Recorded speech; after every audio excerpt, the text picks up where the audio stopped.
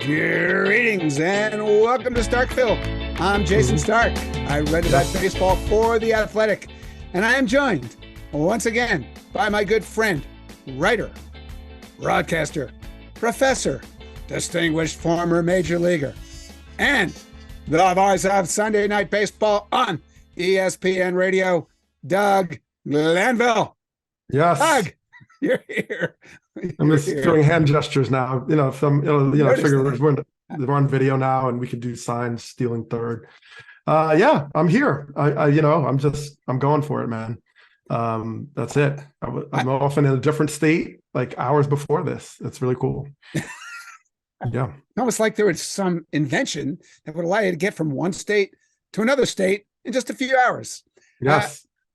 That's a really handy invention for somebody like you, because if you listen to this show regularly, what do you know about Doug? He's doing the show on no sleep. Doug has just climbed off yet another red eye. He was in Arizona Sunday night with ESPN. So, Doug, I was thinking about this.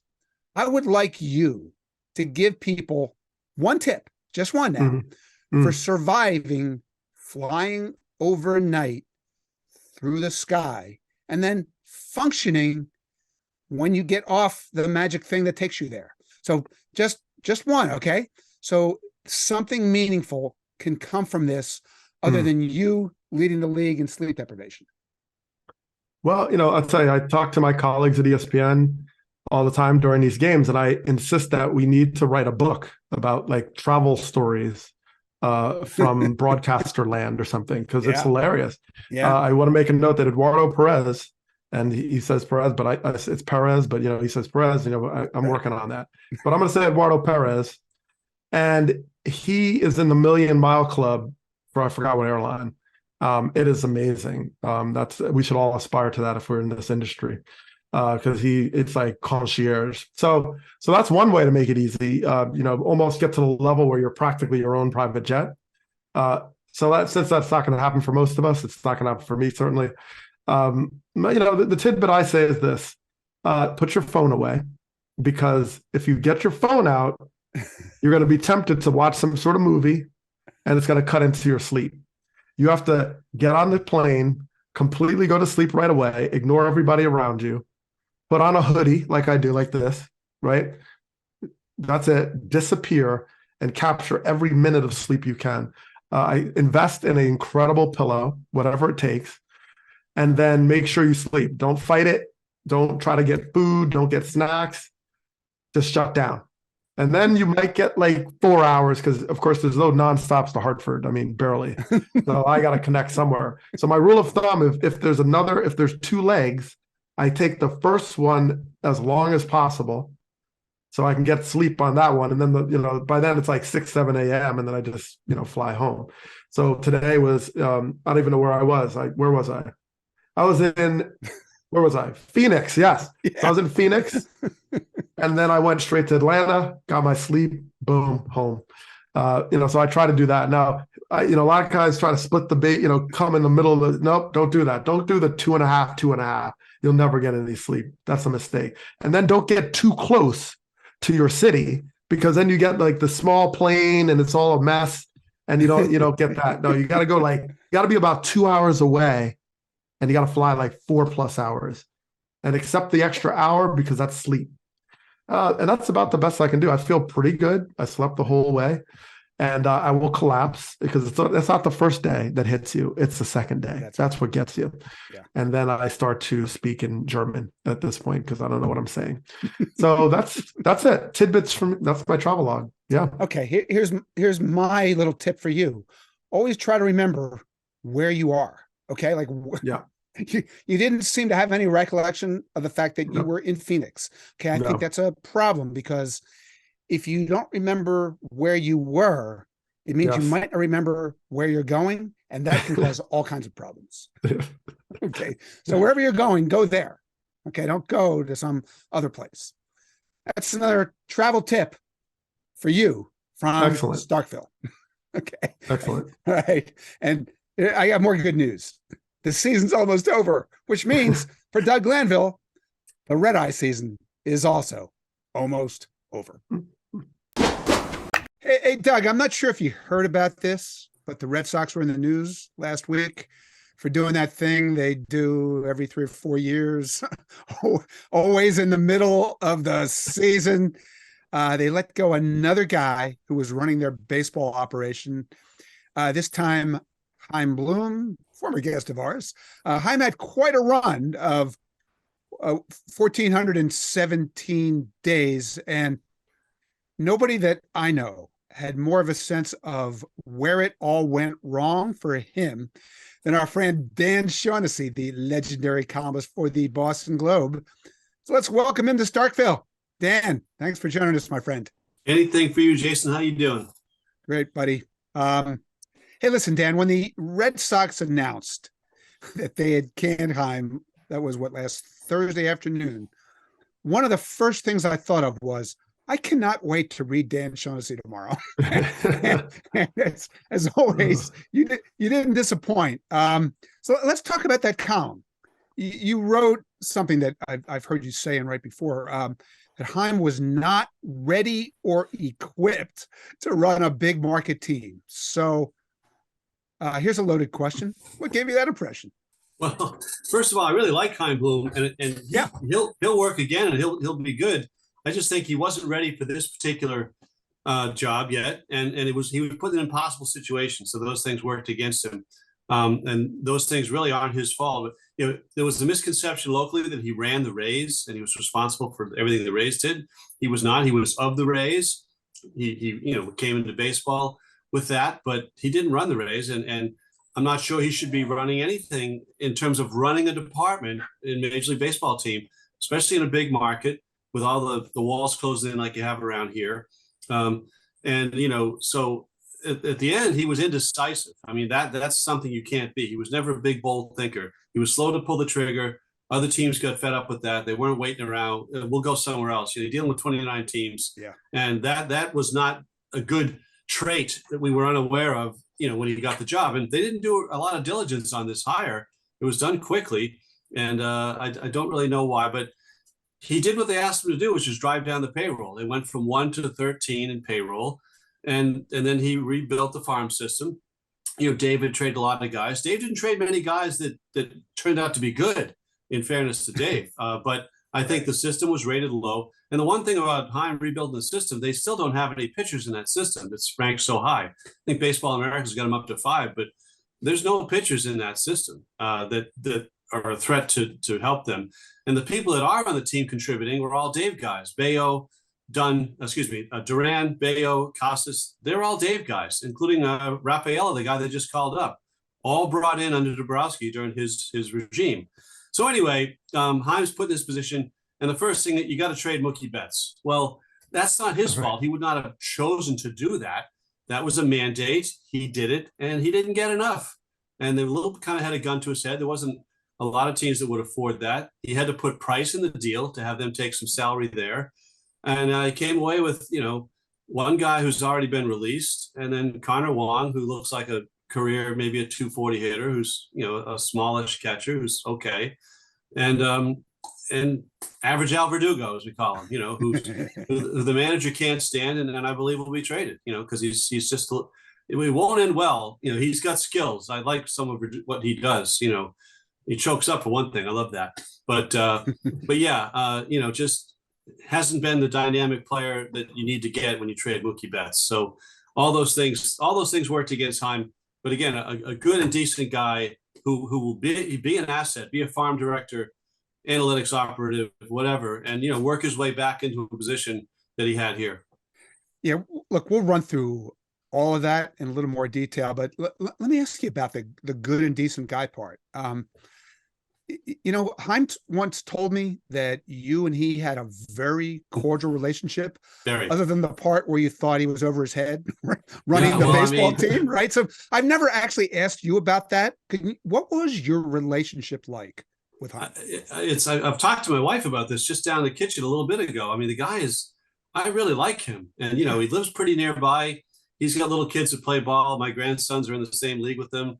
He would send me a text and say, I heard you were scouting the Giants and Padres today. And it was the Giants Pirates like T-ball and fall ball here.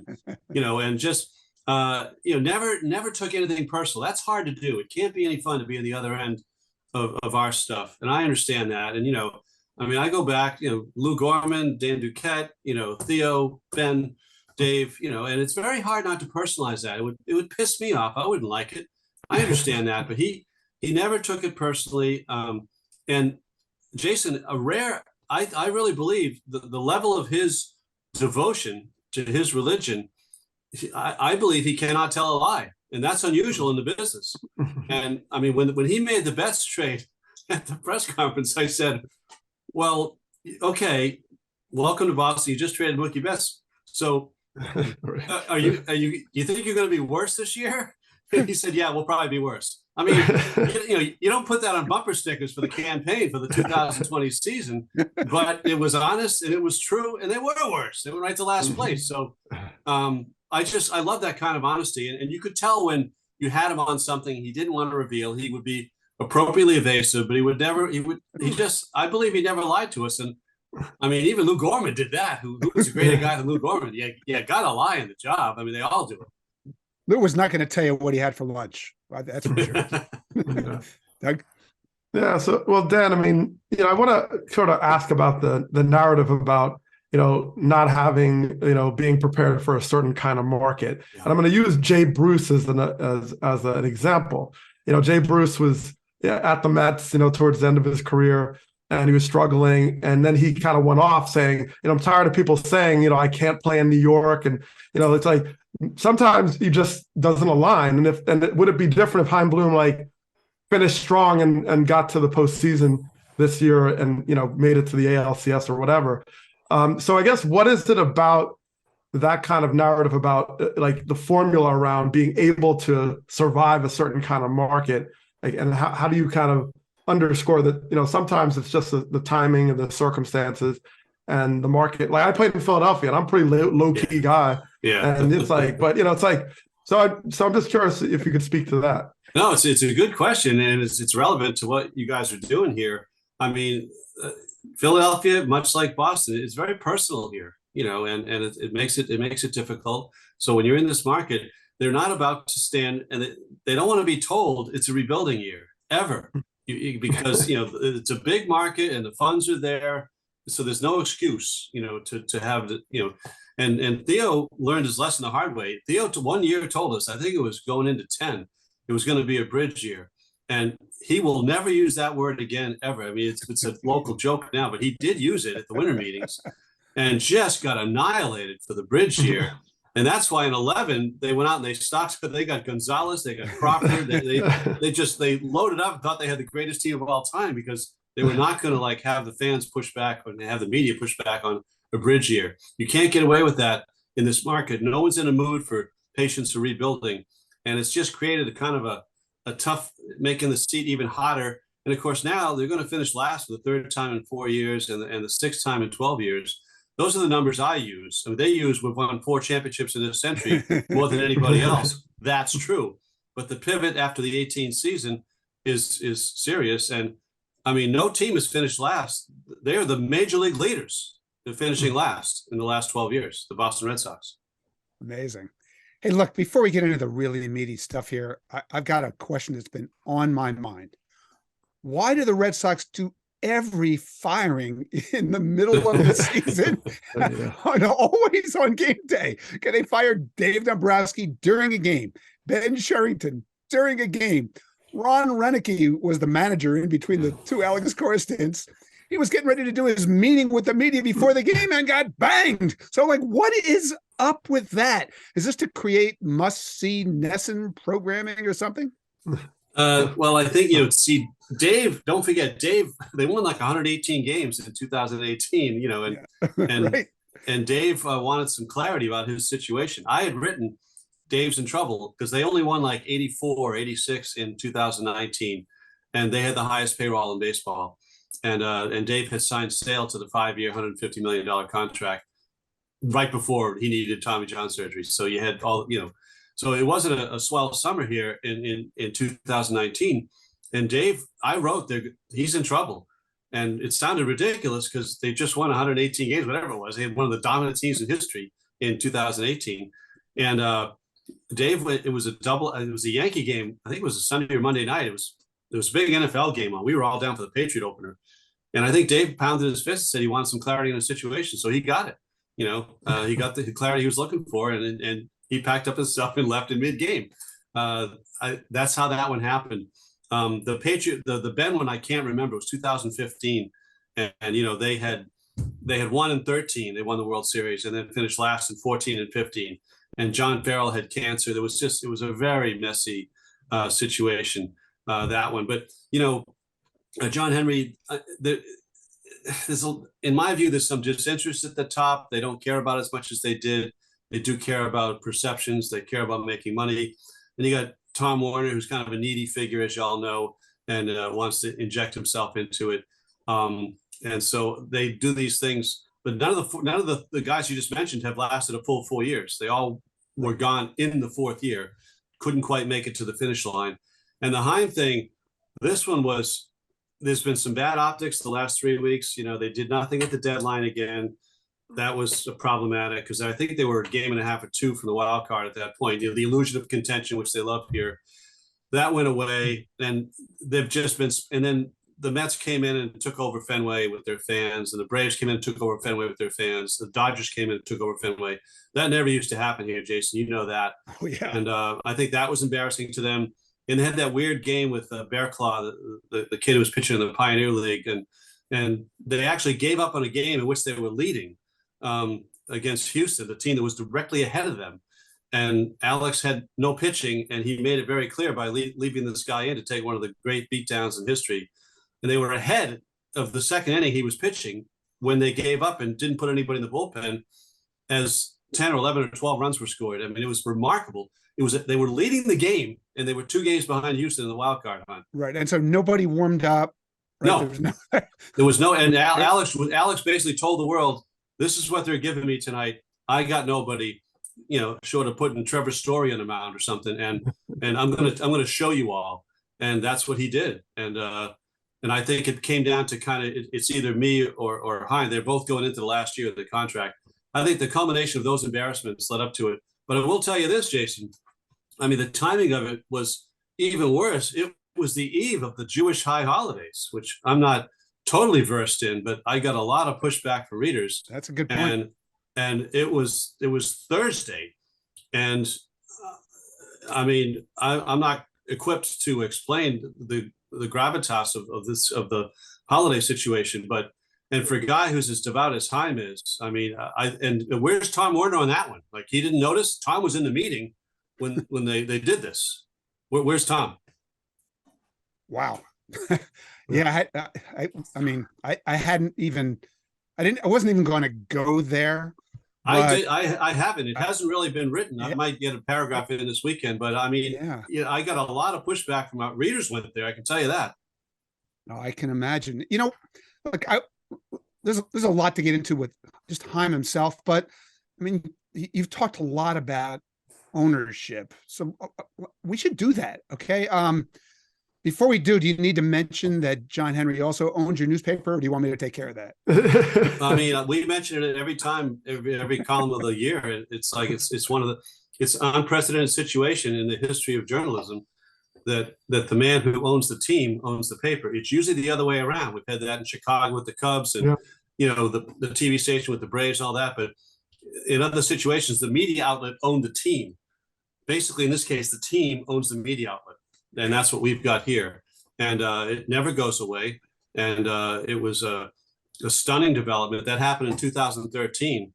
And, it's not been a party starter in my office or at my house. It's because it puts everybody in an awkward position where there's a conflict of interest. It's inherent and you can't get around it or deny it. So we confront it every time we mention who also owns the Globe, et cetera. But, it's super awkward for me.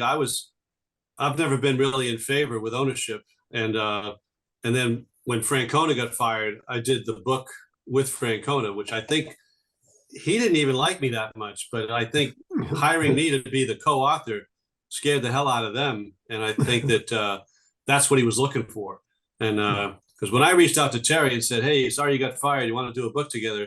He said, no, and not with you, And but he came around when they started to, the bad things came out that were planted in the media about him and his personal stuff and all that. And he got very angry, and I think I served a purpose at that point moving forward.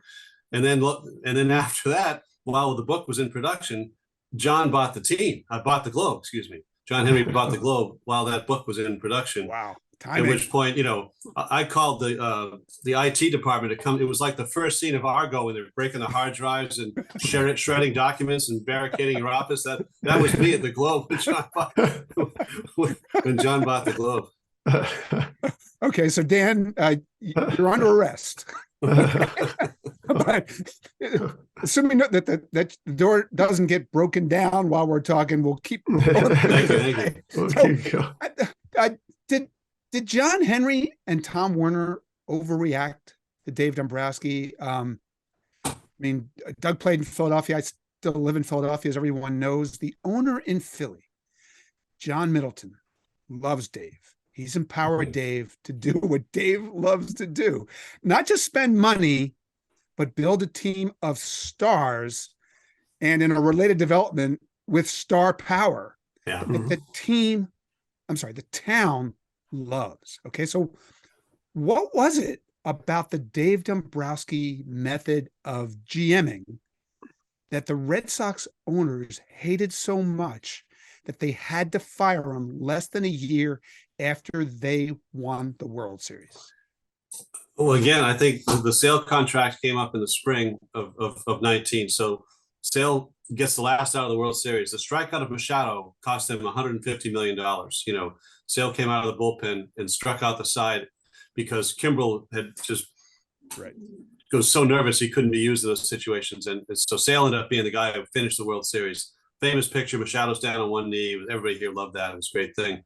And then in the spring, and Sale had, if you go back and look at Sale numbers in 18, it was declining. It was very obvious to everyone that this was going the wrong way. And they've gotten, I mean, it's not Strasburg level, but it's gotten no yield for this 5-year deal because the deal didn't go into effect until 20. He was already signed for 19, and he did a few things that year, but it was now useless anyway. And I think that they held that against Dave and said, why are we spending, in 19, they said, why do we have the top payroll in all of baseball and we're not making the playoffs? Tom Werner said this, they pivoted in 19, and Tom Werner at the press conference, which was a couple of weeks after they fired Dave, said, we've looked at this and their team's spending half as much that are in the playoffs. And that's what they want to become, a team that spends half as much and has the illusion of contention every year because there's 7 teams are going. And that's what they want to be now. Well, can you talk about Alex Cora in all this? Because, all right, he had, he's going to stay. There's a sort of interview process. Obviously, a lot of controversy was swirling around everything that happened in Houston. And yet, he sort of, he outlasts, Chaim Bloom. And I mean, where does he fit in this equation? Just understanding the Red Sox point of view or how they're operating. Well, that's a very important part of it, Doug. And because, Alex is not going to badmouth anybody, but the signs were there that it was kind of either me or him kind of thing.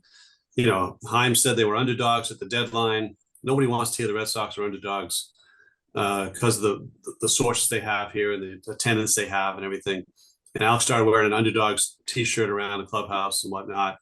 And the messages he sent in those give up games, the Bear Claw game, and there was another one against Kansas City. They were down 13-1, and Alex did the same thing. So the messages were there, I think, and they were both going into the last year.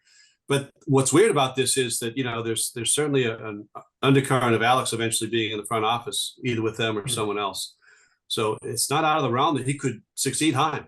I don't think that's going to happen, nor do I think it should. I think he's great in the dugout, sees a lot of things, players respect him, and I think he's a really good manager. I think he should have been up for manager of the year, having these guys over 500 all year, in my view. I mean, it just was a team not built to win, one of the worst defensive base running teams you'll ever see. And they had him 9 games over at one point.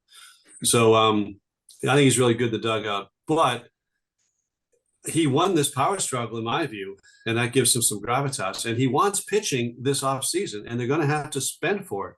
So that's what's so interesting about who they bring in and what the philosophy is going to be. because they don't have prospects to give up. Well, I mean, they do have prospects to give up, but the MO has been can't touch any of these guys, and they don't have any pitching prospects. They're going to have to pay for pitching, and that's what Alex Cora wants them to do. So that's going to be interesting how much power he has as they go to this offseason. Yeah. Hey, I want to circle back to Mookie. You know, I was actually in Boston for one of those Peter Gammon's hot stove cool music extravaganzas when that trade went down.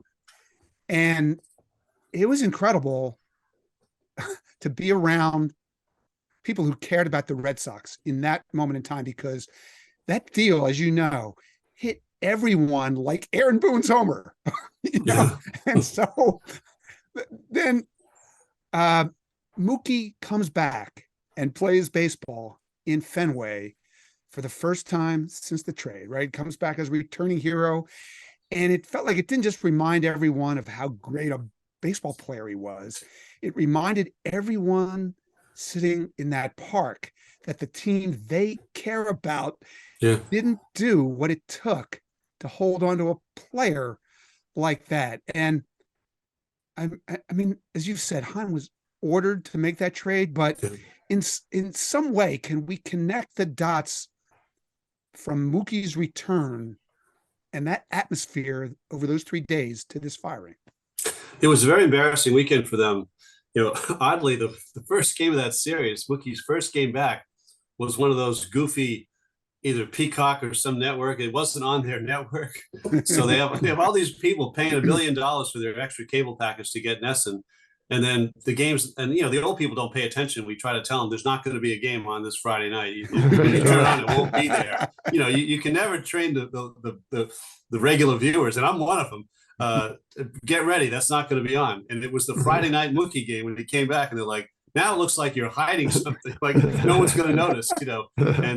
And Jason, you'll like that. We call that the wrecking ball tour. I mean, Mookie came in, he got like 100 hits in the 3 games. I mean, he was throwing guys out from right field, and it was a tour de force, you know, the whole weekend. And it really sent them into a spiral from which they've not recovered. I mean, that was it. And national TV on Sunday night, the whole thing, it was delicious. So yeah, I think your point is well taken. And the Dodger fans took over that weekend because Fenway fans kind of either gave up and sold their tickets or didn't go, whatever. And it was you know, I never heard Fenway that much in favor of the visitors as it was that weekend. Amazing. And it was the Dodgers. I'm not sure that making trades was Chaim's thing. Other teams didn't like dealing with him. You know, it seemed like he viewed every trade discussion as an equity exchange. And I've always felt, not just about him, if you look at baseball trades that way, you would never do anything, because sometimes you have to overpay, or at least you have to give up more than you would prefer to give up. Is that an accurate depiction of Chaim in those moments? From all the feedback that we hear, yes. And that teams got tired of it. I thought he should have. I said sell at the deadlines, you know, trade Paxton. Paxton had value at the deadline. He was left-handed. He was come back. He'd had a nice run of starts. Someone would have given up for him. Duvall, Turner. I mean, these guys aren't going to be part of the next period of success of the Red Sox. And they had value at that time. And I believe, he got paralyzed by that. And I think that's part of it. There is one, go back, the Vasquez one, which he got hammered for, trading Vasquez in the deadline the year before. Right. The guy Abreu they got in that is pretty good, I think. He's 24 years old. He's Venezuelan. He's an outfielder, and he's not like all their touted guys, Casas, Duran, but I think Chaim's legacy, that's an everyday player. I think he's pretty good. I like him a lot. And he got him in the Vasquez deal. And of course, I don't pay attention like you guys do to these prospects and stuff. I didn't know. But subsequently, I'm like, hey, Chaim left that guy behind. Abreu's pretty good. So maybe in retrospect, he'll be viewed better on that one. But I think you're right. There was a concept of winning the deal. You know, I mean, Belichick does that. He hoards all these 4th round picks, and he's got to, you know, I mean, you got to, you know, Danny Ainge did that too. You got to win the deal. And as you say, you can have deals where both teams win, and it's good for everybody. So Dan, do you see the elements of Chaim Bloom we talked about, like the good man, in terms of how he tried to, you know, address culture around Major League Baseball, you know, through the Boston Red Sox, you know, because he was also, you know, at the helm with George Floyd. A whole lot of things were happening in our country. And he did some things that were also very kind of bold, right? He outlined some of the incidents that happened at Fenway Park. He put it on, social media, put a big Black Lives Matter sign over the Mass Pike. And so you think those elements will stay? Could this be part of his legacy that's kind of invisible in the shadows a little bit because of the fact that, we focus on the X's and O's on the field, but Chaim definitely tried to take a social consciousness to his work. He definitely did. He's all about that. I don't think he'll get any credit for that as a legacy. I think ownership kind of steps in, and in fairness, I believe ownership, was every bit, if not more, sensitive to those issues. I think the Red Sox ownership they come up very big in this area. I think as much as I go at them about certain things, I think that they're strong. I think Sam Kennedy, John Tom, when Adam Jones had issues at Fenway Park and stuff, I think ownership backed him in a big way and owned it and talked to their own players and said, "What are you guys hearing? This guy's not making it up, is he?" And no. And you get pushed back on the radio shows and all the stuff around here. But I thought that the franchise stood tall in that moment, and that Chaim was certainly part of it. But he'll never get credit for that. His best bet is Abreu and guys like that, and the farm system. If these guys, they got Mayer, the shortstop, supposedly on the rise, and he was a number 4 pick. And when those guys get to the big leagues, he'll get credit for those things. I don't think he'll get credit for the stuff you've mentioned, but certainly he was a very big part of that because, again, such a good guy. Dan, let's look into the future. Okay, what do we see moving forward? I know one thing. Theo isn't coming back. Okay, and a lot of the names that I saw thrown out there felt very Chaim-like, to be honest. And the first rule of baseball hirings and firings is when you fire one manager or one general manager, you hire the opposite. But who is that? Jeff Lunau? Right. They've done that since Theo left. Ben was kind of a Theo, but then Dave was the opposite of Ben, and then Chaim was the opposite of Dave. Yeah. So it's sort of, you'd go back to, like you say, go back to the Dave type. That's not happening. No one's going to have that kind of unilateral ability to spend money, trade prospects. That's over here. They're not getting back to that. So I don't know what they will get back to. And that's what's so intriguing about this. Some of the names, Antonetti's name that comes out there, and, everybody has so much respect for him, but he's worked with Terry Francona for 12 years and Tito just loves him. I can't imagine that after everything he's heard from Tito, he's coming here. I agree. Well, man, Thibodeau may retire at some point or whatever, however he comes off the field. So that might be what we're going to miss him. Jeez. Yeah, we're going to have him on the next edition of this show. So, oh God, tell him hello. I love he's the greatest. We could tell Tito stories all day. Yeah, we could because he's got his Philly history. Yeah, like he was my neighbor when he lived here, so that was quite a thing. Anyway. Can I digress and give you one Tito story since we have a Philly connection absolutely. Here? Do you know the one about when they win the World Series and so they win the World Series in 2004, and he's never gets over his Philly years because they slash his tires and fan appreciation day, and he couldn't even go back and scout behind the backstop and all stuff like that. It's just it's hilarious. And, of course, he's a Pennsylvania guy and the whole thing. So he's driving to spring training, as he always does, in 2005. And he's on 95, barreling down toward Fort Myers. And he starts seeing all these, SUVs and Winnebagos festooned with Eagles flags and stuff. And they're driving north. They're going the other way. And he realizes they've just left Jacksonville to drive home from the Super Bowl. Where the Patriots got them, the Patriots beat them. So he starts flipping them off, as he's heading south and they're heading north. He realizes, he's going to contribute to their sadness that they just lost the Super Bowl, and now he's getting them back one last time, in a very mature fashion. So ask him that; he'll verify that. It was great. Okay, for sure. How'd that work out for him?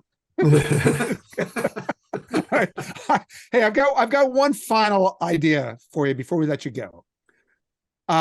Let's hire you to be the next chief baseball officer of the Boston Red Sox. You have all the money that you want to sign anybody you want. Okay, I'll talk to John Henry. This is no problem. But realistically, you can only sign one free agent. So who are you signing? Is it Aaron Nola, Blake Snell, Eduardo Rodriguez, or that Shohei Ohtani guy? Well, I understand Otani's probably not going to be a consequential pitcher. I'm not counting on that. I'm still signing him just because of the PR that it brings and the message to your fans that it brings. And they need that. They need to show to the fans that ownership cares about them and values them and will. They used to be in the conversation when the best guys came forward, whether it was Kurt Schilling or Pedro, Manny Ramirez. That goes back to Duquette. When A-Rod was available, they actually acquired him for a few days in 2003. So when the biggest names came up, they were serious and they would get them. I mean, Johnny Damon a couple years earlier, big name free agents, and that was the Red Sox. You always in the conversation for that top talent. Keith Folk, the best reliever on the market, got him. They were players, and that's what they need to be. And Ohtani sends that message, even if he doesn't pitch again, whatever.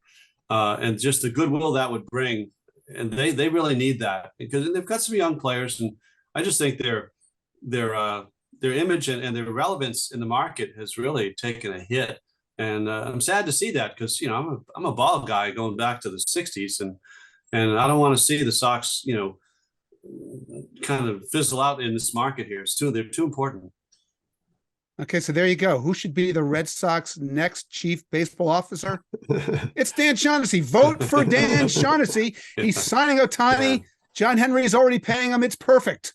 Yeah, I don't think it would work because you have to talk to each other, and that's not happening. So yeah, it'd be tough, Right. Hey Dan, we'll talk to you anytime. Okay, it was so awesome. You always come here. This was fun. That's all I got. Enjoyed being with you guys. Likewise, look, let's do it again sometime. Maybe after the next Red Sox firing in the middle of a game day. 4 years from now, and they fire the next guy, we'll come back on. It's a date. Thank you, Dan. All right, it's that time again. It is time for listener trivia, our way of involving you, our favorite listeners, in this show. Doug, you know what? We are running out of time this month to get a question before the end of the month. We have not been shut out in a single month all season. Whoa. Are you getting worried at all?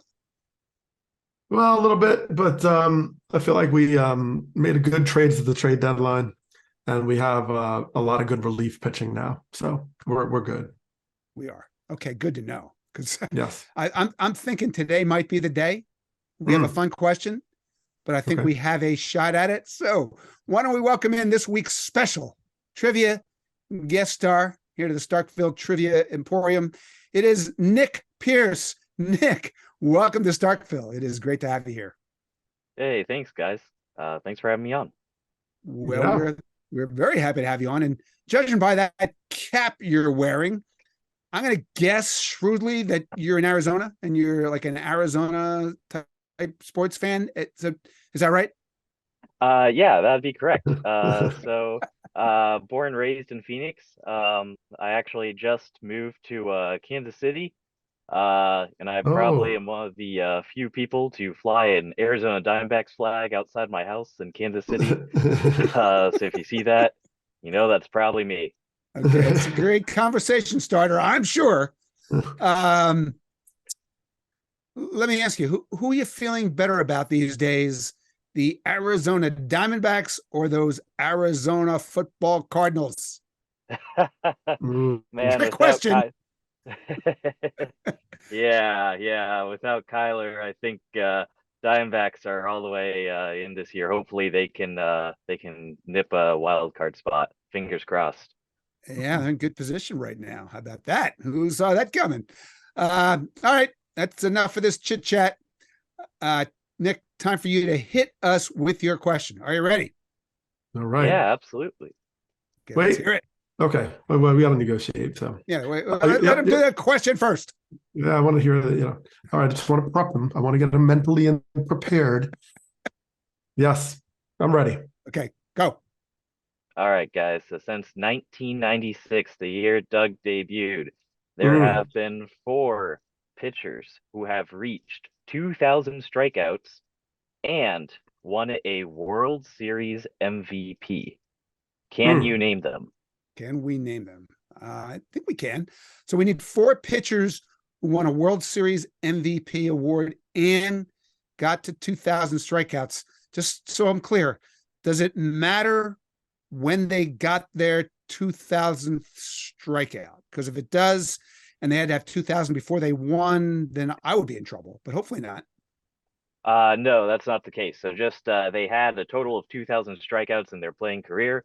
Okay. It doesn't matter when those strikeouts occurred. Okay, good. So and it could happen even after the winning World Series. Okay, that helps. All right, so there's one more thing, Nick. Yeah. You're probably familiar with this, but Glanville has decreed that any question with this many answers, meaning 4 or more, takes you above the Glanville line. So I'm going to throw this to Doug. I ask this every week, I think. How many of these do you think we should have to get for us to say we got the question right? Well, I liked what we did. I think it was last week, but we said, well, can we do 5 guesses, 4 answers, or less guesses and get them all? We kind of thought about that. So I don't know. I mean, I'm open to ideas. I don't mind, 5 for 4 or something like that. I mean, it could be 7 for 4 since we're talking about World Series here, but that's a little bit much. So we're trying to figure out where we have some leeway in this. All right, let's have Nick tell us. Yeah. What are you comfortable with? You could probably say no. You have to get all 4. You can, but then you'll never ask another question. Just saying. So how many do you think we should have to get right? I think 3 out of 4 would be pretty impressive here. Would it? Yeah. Ooh, 3 out of 4 would be pretty good. Okay, so we get 4 guesses, and we only have to get 3. Okay, I think we can do that because it must be hard. I'm getting suspicious. This must be really hard. He was like, hey, 3, 1 out of 4. Get 1 out of 4, and I was like, All right. Okay. Well, I've been to almost all of these World Series since '96. Yeah. So I thought of 2 answers really quickly. Okay. Randy Johnson, 2001. That seemed about as obvious as it gets. And Cole Hamels in 2008. I know he didn't get his 2,000 strikeout until way after that World Series, but Nick just said that doesn't matter. So I think that gives us 2. Then we just have to settle on who's left. Okay, so Josh Beckett in 2003. I know he was World Series MVP. Yeah, because he beat us. I remember. I think he pitched. Yes, he did. I think he pitched for 15 years. Don't you think that guy got the 2,000 strikeouts? Sure. Think about him. Okay. Steven Strasburg, 2019. Ooh. I know he was hurt a lot. But he did have a big strikeout rate when he pitched. So think about that one. The problem is it's not many seasons, right? Debuted in 2014, I think. No. And he was MVP of 2011 the World Series. But then he never hardly pitched after 2019. So that's dicey. He missed a lot of time. Tommy John. Okay, I'm going to say was he MVP of that year? Sure he was. I think he was. Okay. Could be wrong. All right. Madison Bumgarner also came to mind. Ooh. But I also thought he was not a huge strikeout guy. Okay. Ooh, I didn't even think of Mad Bum. Think about him. And then one more, Doug, that I thought of. How about Mark Burley? Oh, was he the MVP in 2005? I feel like he threw a complete game in Game 1 as a starter. And then he saved the clincher. Ooh. So, it was a pitching dominated World Series. Just think about that. But I must be missing somebody. Well, they only played. Did they sweep? How did they? It was a sweep. Sweep. Yeah, it was a sweep. So, that's a good one. So, Doug, who are we missing? All right. You got a lot on my list here. I have Hamels. Okay, so here I have more questions. So Randy Johnson, 2001, then he saved the game and come in relief and do. He won Game 6 as a starter Right. And then he came in and finished game 7 Yeah. and Right, won that game as a reliever when Luis Yep. Gonzalez did his thing. Yep. All right. So that's one name I'm throwing. Now, when the bloody sock with Schilling, was he MVP? That was the ALCS. ALCS. Okay. So They might have been co-MVPs. in the World Series? Or Might have been, but that would still count. Okay. I All would right. count So Schilling. Although if they're both MVPs, then then it would make Schilling the answer also. Wait, who? If they were co-MVPs, that would Yeah. also make Schilling an answer. But I think Randy was the MVP. Randy won 4 Yeah. games they won. Yeah. No, I was thinking Schilling in Boston in the World Series. He didn't win MVP ever in the World Series. Schilling. And his last year with Boston, no. No. Okay. Now, what about this dude, John Lackey? Didn't he do some wild stuff? Like, you're talking about 2002? I don't know. His He's just rookie been year? around. I don't know. He's just been around, and there's so much went on in that World Series. He did play a big role. I do not believe he was the MVP. not in Boston. I thought he like relieved and started. Yeah. You think of like 2013 or something? Yeah. I don't know. Somewhere. Maybe, but I He wore like I a think lot you're of overthinking. John Lester. Which World Series? I don't know. I just throwing his name out there. He definitely wasn't he definitely was not the MVP in 2016. He did start a game in the 2007 World Series. Doug, I'm glad I got some good answers to make you think about it. Yeah, well, one of the things I was trying to think of was 96 was the cutoff year. Yeah. And I know that Nick said that was the first year of your career, and maybe that was why. I also thought it was to keep Tom Glavine being an answer. But it's also, isn't there like Andy Pettit could have been a factor that year? I thought about Pettit too. David Cohn. All right. Nah. I don't know. I mean, I thought Mariano, he didn't have enough strikeouts. So, and then the only other name I thought of, so you said Strasburg, because I thought Scherzer, didn't he relieve? I thought he like did something like Randy Johnson did. Like those starters, Corbin too, they pitched in relief. They did all kinds of stuff. I remember Strasburg being the MVP. That's my recollection. Okay. All right. So we have, all right, feel good. So Strasburg, Mad Bum, Burley, Lackey, Randy Johnson, Schilling. Randy and Hamels, I think, are for sure. Oh, yeah. And then Strasburg and Beckett were probably the other two I would personally guess. Okay. Strasburg and Beckett. Yeah, Beckett. Yeah, I mean, I think Beckett's a good answer. I don't know. I feel like Burley is a good answer. Did he have 2,000 strikeouts? He pitched forever. He did pitch forever. Okay. All right. So you're saying Randy Johnson. Is that the first name you gave? Yeah. Oh, okay. All right. I must have. All right. Randy Johnson. I'm writing this down here. Hamels, right? Beckett and Strasburg. Or Burley. But we don't know if Burley was actually the MVP.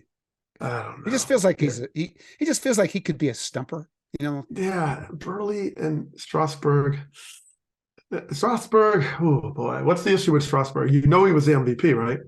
But think of all the time he missed. Strikeout total. Right, he had Tommy John and like 10 years, 200 But he was on the injured list like 10 years in a row or something, right? So all right. So let's go with Burley. Let's just go with Burley. You want to? Burley, Beckett, Johnson, and Cole Hamels. Randy, Hamels, Beckett, Burley. Okay. Yes. All right. Let's just guess. Nick, is there any shot that is Randy Johnson, Cole Hamels, Josh Beckett, and Mark Burley? So you said Randy Johnson, yes. Josh Beckett, yes. Cole Hamels, yes. Mark Burley, yes. Fortunately, that is 2 out of 4. It's 2 out of 4. 2 out of 4. So that means Beckett didn't get there and Burley didn't win the MVP. That's correct. Beckett was really close. He was at 1,900 something strikeouts. Oh, I know, almost there, almost there. 1900. Yeah, Nice. so Randy Johnson, Cole Hamels, yeah, for sure. Oh yeah, those are good. And who are the two we missed? So you were on the right track when you were thinking co-MVP. Kurt Schilling was co-MVP with Randy Johnson in 2001. Oh my God. I thought all the Arizona stuff would give that away. And then the other one was also a former Diamondback, although his tenure with the Diamondbacks is nowhere near as famous as his tenure with the Giants. It is Mad Bum. Okay, so we named every name as we usually do. But Doug, how do we keep talking ourselves out of the right answer? How do we stop ourselves from doing that? Nah, I mean, well, we didn't really go off of we didn't talk ourselves out of the first thought. It was just there's a lot of good answers here. Yeah. I was like, well, yeah, Mad Bum, I mean, Mad Bum definitely, but yeah, I guess he did pitch forever. But, so did Burley. So who was the MVP of the White Sox 05? I wonder, the World Series of White Sox. I'm curious about that. We'll have to look that one up. Oh, okay. I thought somebody was looking it up now, but Jermaine Dye. Dye. Nice. Okay, then here we go. It was all about the pitching, but Jermaine Dye won the MVP. Hey, look, nice. Good one. The good news is whether we get the questions right or wrong, I remember when we used to get them right. The best part of this segment is a part that we haven't even gotten to yet. That is the part where we get out of the way and we bring in the mayor of Starkville, Tim McMaster, to play another sensational play-by-play clip involving this week's answer. So, Tim, what do you got for us this week? I wish I had done more research into Nick's sports fandom, because then I definitely would have gone with the D-backs. Yeah. I didn't. Instead, I went with the bad D-back, which is Mad Bum. But what a performance back in the 2014 World Series, beating the Royals and closing it out in Game 7 with 5 scoreless innings. Here's the final out. Salvador Perez, the 2-2. Popped up. Sandoval in foul territory. Giants win! A World Series win for the San Francisco Giants for the 3rd time in the last 5 years. And their hero, Madison Bumgarner. Their hero, Madison Bumgarner. Let me just tell you a quick story about that game, okay? So after the game, Bruce Bochy says they never intended for Mad Bum to finish the game. Okay, no. All those innings just happened. So I saw Dave Righetti afterwards, and I said, Dave, Boch said that Bumgarner was not supposed to finish the game. How did he wind up finishing the game? And so Dave Righetti says to me, well, we decided if he gets in any trouble at all, we're just going to take him out. I said, really? Because you realize the tying run was on third base when Salvador Perez came up, right? And he said, oh, yeah, but he wasn't going to give up a hit to that guy. So, okay, then. So I remember thinking as I was walking back to the Red Sox, he gave up a hit to him the previous at bat. Anyway, Nik, great work. Great question. Thank you for joining us in Starkville. Please come back again sometime. Thanks so much, right, guys. man. It was a lot of fun. Appreciate it, man. All right. Awesome. Doug, I have been waiting a week to talk about this. We didn't get to it last week. It's one of the epic, strange but trues ever. So we're bringing it back, in part because I just wrote all about it in a Weird and Wild special at The Athletic a few days ago. So before, just to set it up, let me ask you 2 quick questions, and just give me a word or two answer. Okay. If you get 23 hits in a 9-inning game, you're guaranteed to win. Am I right, Doug? Yes, you are. It's like there's a rule actually in the rule book that once you get 23 hits, you automatically win. There must be. And if you get no hits for 10 innings in a game, it's pretty much impossible to win. Am I right? It's impossible. The only exception is if there is a zombie apocalypse, and why would that ever happen in baseball? That's true. No. That could never happen. No. Okay, so as I'm sure you know, those two answers are wrong and wrong. Because last weekend on back-to-back days, the Red Sox really did get 23 hits in a 9-inning game against the Orioles, and they still lost. So while we're digesting that, the next day, the Yankees got no hits against the Brewers for 10 1/3 innings. But somehow that day, they did this. 3-2.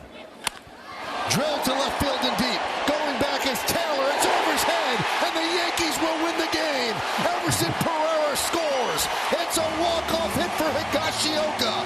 And the wildest, strangest Sunday afternoon, the Yankees go from being no hit for 10 1/3 innings to walking off with a victory. Wait, what? The Yankees won? Okay, so 23 hits and lose, but no hits and win? Okay, so what do you think, Doug? Did that break the universe to have those things happen in less than 24 hours? Well, it never breaks the Starkville universe. Okay, so that's True. Impossible. That's the beauty of it. We just grow and adapt and sort of reshape the boundaries that actually don't exist. That's the point. There are no boundaries in Starkville. So we're coming, we're going to annex all your towns out there, by the way, eventually. Well, that's our goal, world and universal domination. But yeah, I mean, it just, within the realm of my career in baseball, it seems impossible. I mean, I've seen crazy stuff, certainly, but I mean, 23 hits, you're just like, you're trying to figure out like, okay, how do we end this game? Maybe we can like throw position players just to give them a chance to come back. You're trying to find ways, but 23 hits is just that's an automatic. And then to get no hit. Now, there's been some close games, and I remember was it Joe Cowley? He had a no hitter and they had 7 walks. I mean, okay, I could get the 1-0 accident double no hitter, but the fact that this like went into extra innings and then it almost seemed like the Brewers got blown out. It was like, wait a minute, what happened here? They gave up a run in every inning at that point. Right, it's like a run in every inning once they started giving up hits. Right, there was like mound visits. I was like, what is going on? They didn't use any of them for like. So it's like it was literally like 2 games happened. It was just like the tale of 2 cities, and that's perfect for splitting the universe in the world that we live in Starkville. So it was crazy. But that catch, by the way, that was when you were like, oh, the Brewers are absolutely going to win. Yeah. But once again, it wasn't like they weren't the home team. You have the zombie runners. So it was like, well, wait a minute now. Nothing is finalized when you always have these crazy, wacky extra innings. I mean, you literally, and we were trying to figure out like, wait a minute now, they could still be no hit and win the game. Oh, very easily. So, I'll let you take that part. But well, they kind of were, sort of. All right. Anyway, you won't be surprised to hear I have some tidbits on those games. So let's just go through just a very quick rundown. First thing, the Red Sox are not the first team to get 23 hits in a 9-inning game and lose, but they were the first team to do that in 93 years. Like the Cardinals did it in 1930 in the infamous Baker Bowl in Philadelphia. Go Google Baker Bowl sometime. The right field fence was 280 feet from home plate, and the league slugged 500 for the season. Okay, so that should barely count. But anyway, what do you think the record was since then of all teams that got 23 hits or more in a 9-inning game? You want to guess, Doug? You want me to just tell you? Well, it's I'm going to just start there. I don't know the first part of that.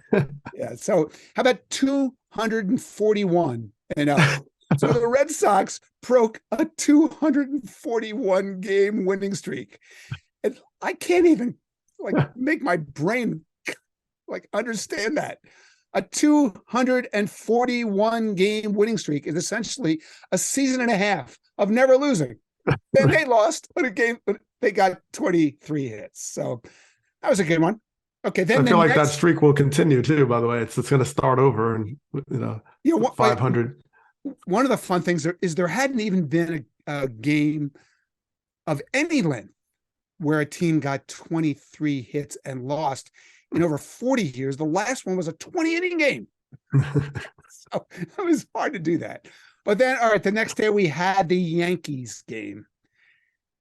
Doug, here's an even stranger but truer stat. How many teams in history have taken a no-hitter into the 11th inning and lost, Doug? Would you believe that answer is all of them? Okay, this is true. The Brewers were the 4th team ever to do it, and none of them won the game. So is that the strangest but truest stat ever? It feels like it. That doesn't make any sense, but I don't know. It's sort of like, is it a curse to have like no hits and then get into extra innings? It sounds like a curse. And when you have zombie apocalypses, right? I mean, these runners come out of nowhere and then they just appear, and you can see them. So I guess they're not ghost runners anymore. And then, and it's, I would have loved if he stole third, the ball goes in the left field, and without a batter even putting the ball in play, like that's like, oh my goodness, they threw a no-hitter. Set up for that. Yeah. You could do it in a quote perfect game. We've been through that, right? Right, exactly. Lost in the middle of all that there was a Yankees first. Nobody noticed except me. Giancarlo Stanton in the 12th inning. He led off with a 2-run game-tying homer. It's the first 2-run game-tying homer leading off an inning in the history of the Yankees, because, of course, that used to be impossible. But this game proved that nothing is impossible. Nothing. But just for the record, let's just make sure of this. You have never personally done either of those things. Am I right? In any level, Little League, anywhere, been on a team that got 23 hits and lost, or on a team that got no hits and won? Wow. I don't think that's ever happened. I mean, well, Little League was a little weird though. So I know. Well, a fun factoid. I need to find this article, but in high school, I pitched against Ron Valone. He was in Bergenfield. And I think we threw, like, I got the only hit, I think, of the game, and we won like 1-0, and I threw a no-hitter. It was something like that. So I will look it up to confirm, but it was like back and forth. And so in that case, I think I don't know if we went into extras, but it was just like, okay, I can see that, it reminds me of the Frank Viola, wasn't it Frank Viola, Ron Darling game he wrote about in the complete game, where St. John's versus Yale, and they went, like, I think they both threw no hitters into like the 10th, 11th inning. I forgot who won. I think I think Yale might have won. So I'll pull that clip and post it once I find it. But yeah, so weird stuff like that, a little bit more familiar. Maybe in high school you get some strange things in Little League, of course. But yeah, I've never recalled any game where, first of all, I don't think I was on a team that got no hit at once in 1992 in A-ball. And that was from a scoring change. We got no hit, but I've never been on a team that got no hit. I never, like, you're talking about professionally, and I've never been on a team that threw a no hitter that I can recall either. So that just was not part of my professional life. So I don't know. It's crazy. But 23 hits, no. I mean, the Phillies Cubs game, that 26-23. I don't know, what did that turn out to be? That was also on this list. Right. Okay. Yeah. So I do remember that game. That was one. You remember that game? That was 1920. No, not remember. I just recall. You think of the 23-22 game? At Wrigley with Mike Schmidt. Yeah, that's a different game. Okay. There was also a 26-23 game at Wrigley like 100 years ago. Oh, no. That is on that list, but the 23-22 game is not on the list because it was not a 9-inning game. What extra innings, yeah. And how many hits did these teams get in that game? I got to look that up. It wasn't a 9-inning game. It doesn't apply. Yeah. But was it a strange game? Yeah, it was. Okay, yeah. It was a really strange game.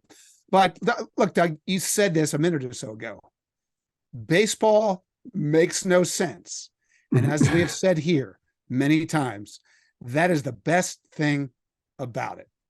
Okay, so that is going to do it for this week's show.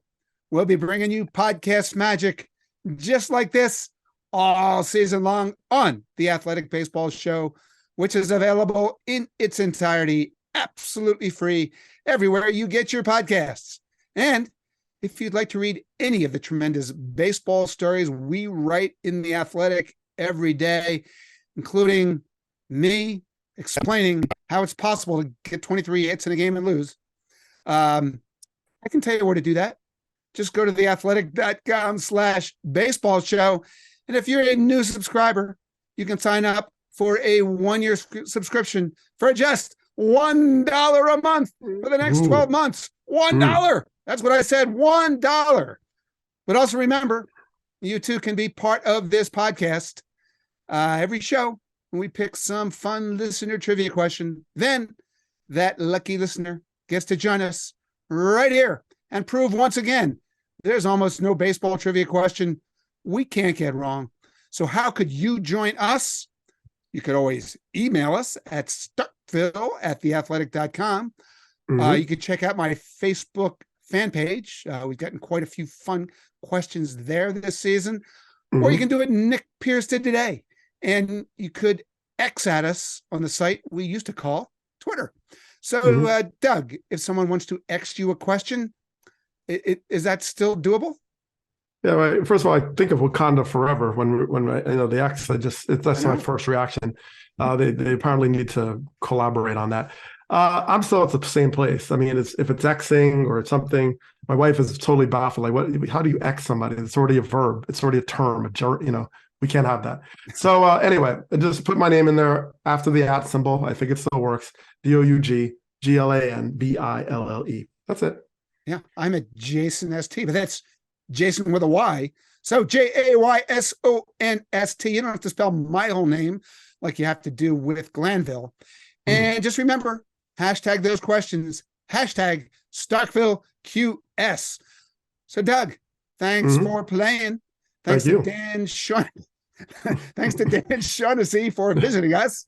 Thanks to Nik Pearce for the great trivia question.